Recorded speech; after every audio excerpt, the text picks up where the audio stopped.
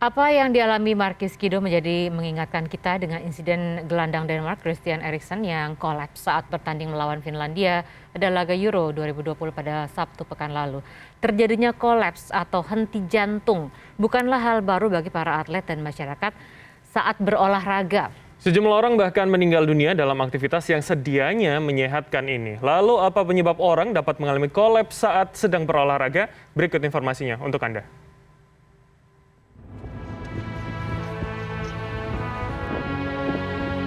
Sabtu pekan lalu, pemain tim nasional Denmark Christian Eriksen dilarikan ke rumah sakit setelah pingsan di lapangan. Ia terjatuh di dekat pinggir lapangan ketika berlaga di pertandingan Euro 2020 melawan Finlandia. Beruntung nyawanya tertolong setelah mendapatkan penanganan medis yang tepat.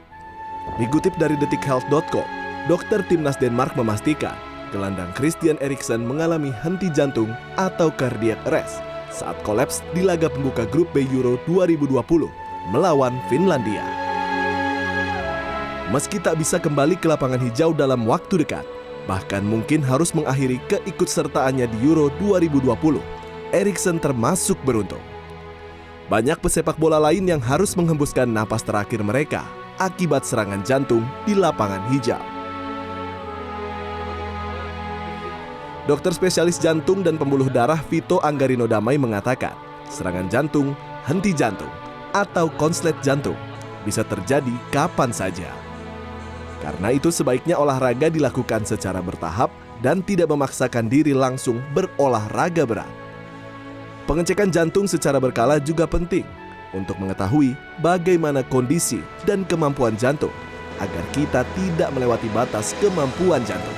Orang-orang yang atlet atau usia muda, ya kadang-kadang bukan selalu serangan jantung yang terjadi, tapi adalah gangguan irama jantung atau korslet tadi jantungnya.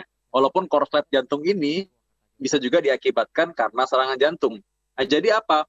Kadang-kadang orang yang merasa dia baik-baik aja, dia nggak tahu kalau jantungnya ini punya gangguan, entah ada calon sumbatan atau memang ada korslet di jantungnya itu. Sehingga mereka berpikir bahwa nggak perlu check up, nggak perlu periksa, karena mereka pikir, aku baik-baik aja. Nggak pernah ada keluhan sama sekali. Nah, padahal itu memang selalu terjadi tiba-tiba.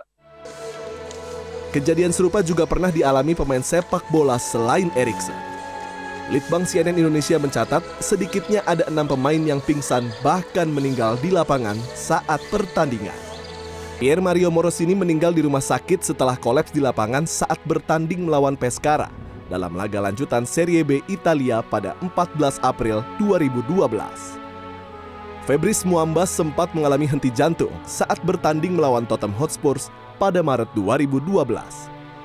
Jantung Muamba berfungsi kembali setelah sempat mati suri selama 78 menit. Eri Irianto, gelandang Persebaya Surabaya, dinyatakan meninggal diduga karena serangan jantung.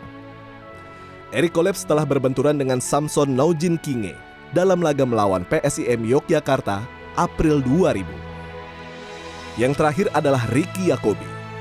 Ricky merupakan penyerang andalan timnas Indonesia era 80 hingga 90-an.